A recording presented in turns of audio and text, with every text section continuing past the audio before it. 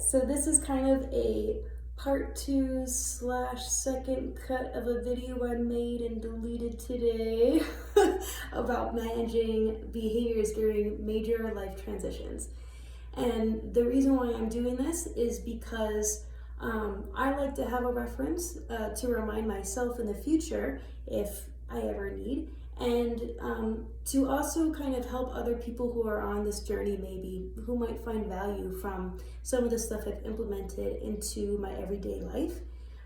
What I am seeing is major change in my behaviors. I used to be very volatile when big transitions came up, and now my behaviors, I feel, have completely changed.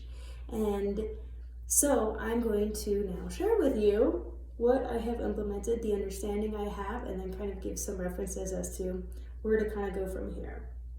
So without further ado, behind me is my blackboard. You can probably read a little bit, but I'm going to read some of it to you and then just kind of talk about it as we go down.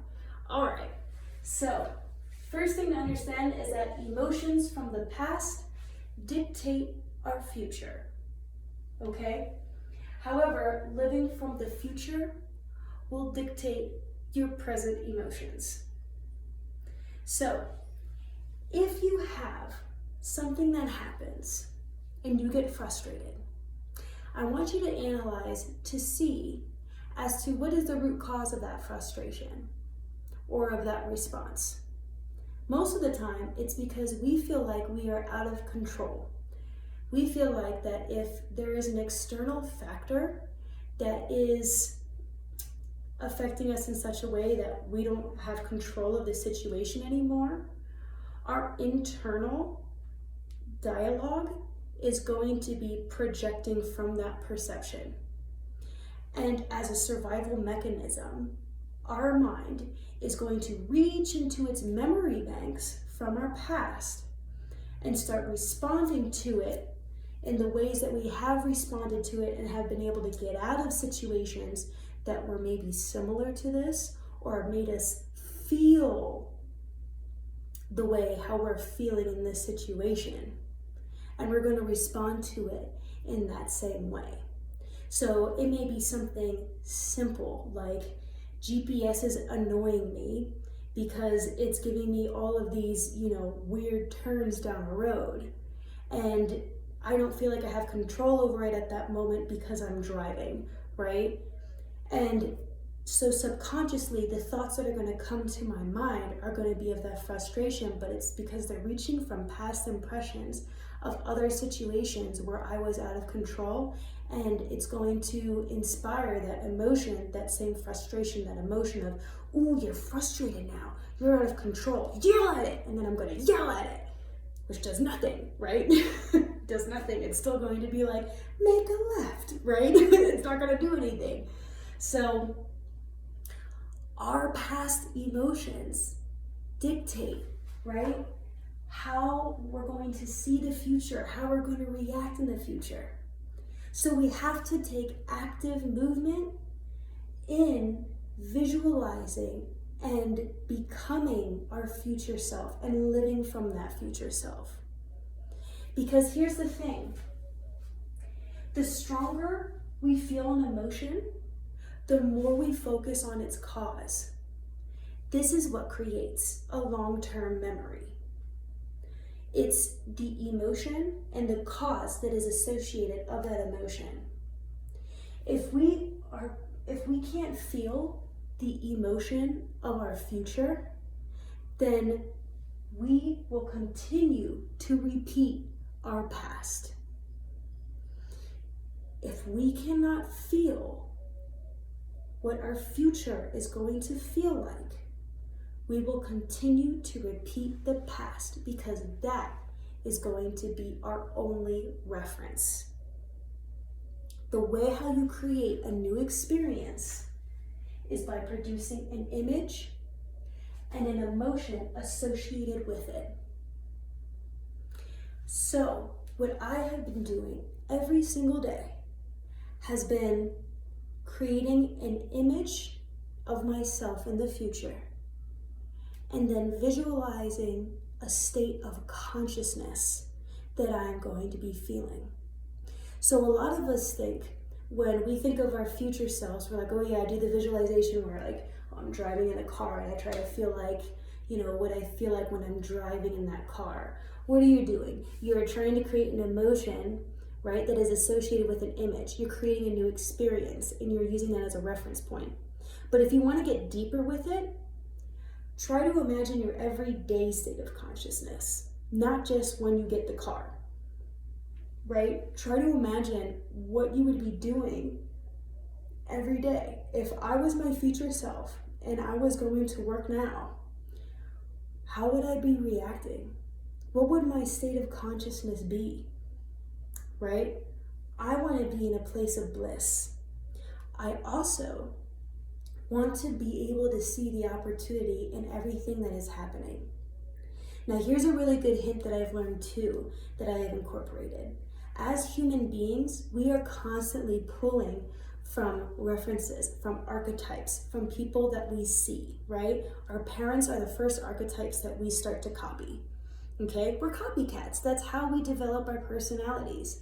And as we grow up, we start to also identify with maybe celebrities or friends or other family members or storybook characters or something like that, right? Qualities from all these different archetypes that we then kind of mesh together and we make us.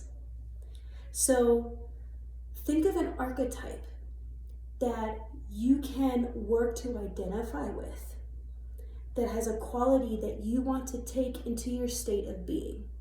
So for myself, I have always loved those archetypes or those characters where like something big happens, right? Something terrible.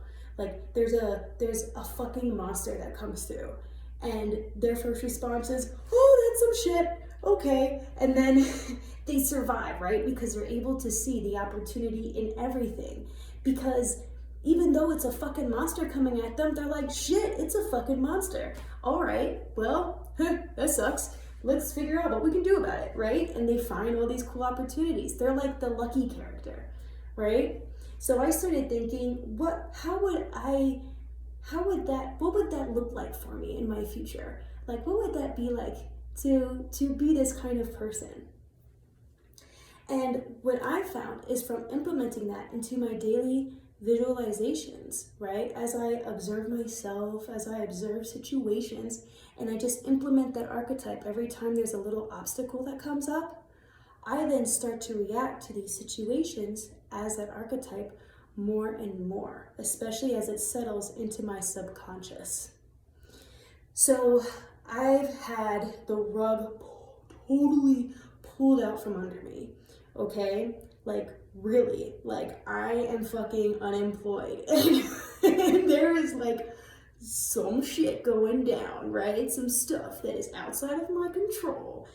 And instead of being fearful and like, I've got to do this, la la la, I thought, wow, I'm a real entrepreneur. This is gonna be fucking rad. I'm a hustler, baby. Okay, here's the opportunity. Bum, bum, bum, bum, bum. And I am not tripping. Not tripping. I am actually taking steps to being that future self because I'm seeing myself from the future. And it's really fucking cool. So these are some things that I've implemented. Now let's talk about the meditations that I fully recommend that you do every day as you're incorporating these types of archetypes or visualizations and thought processes into your everyday. Antar Mouna and breathing mantra. If you can get your breath right, you can get your thinking right. If you can observe your thoughts and not identify with them, then you are no longer living at the whims of your thoughts. They are no longer controlling you. Instead, you are now the one dictating where they go. Because here's the thing. When an external factor or event happens to you and it's out of your control, you're going to have a response. And that is totally fucking okay. That's okay. Okay? The point of it though, the key about all of this is recognizing that you're going through something and not judging it one way or another. Yeah, this gives me anxiety. Yeah, I'm scared. Yeah, this kind of stuff is going to happen. But there's a bigger picture here, and I am living from that bigger picture. So, I hope this helped. I hope this gave a little bit of insight. I hope that this serves as a good reference, and I hope that you can get some clarity as you're moving through these transitions, and know that you're not fucking alone, and that it's okay to feel bad, and it's okay to cry, and it's okay to feel angry.